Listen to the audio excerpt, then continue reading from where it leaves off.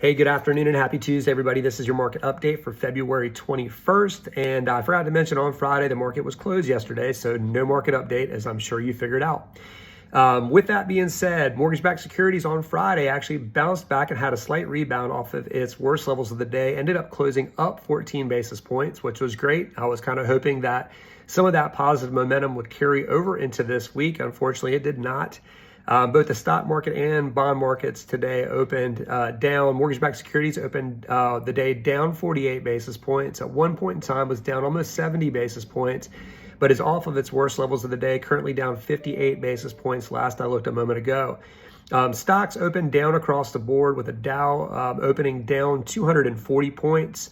Unfortunately, they have continued to sell off throughout the morning and the early part of the afternoon. Last I looked a moment ago, the Dow was down about 536 points. NASDAQ is down 233 points, and S&P 500 down 65 points on the day. It would be nice to see the markets rally back this afternoon and gain back a good bit of what they've lost. Not sure if that's going to happen. There's not really any additional news that's coming out today to sway the markets. However, there is several pieces of information that will come out this week, several reports, economic reports. Those would include tomorrow, the Federal Reserve minutes from their most recent meeting come out.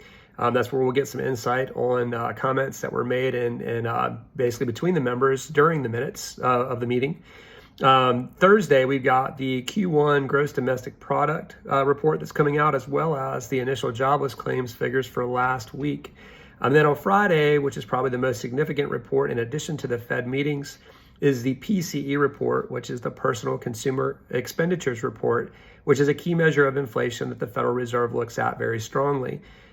We have not had favorable inflation numbers as of late with the CPI report and PPI report that came out last week, so it would be nice to see the PCE report come out and show some figures that, in fact, did support that inflation is continuing to cool at a rate that the Fed would find acceptable.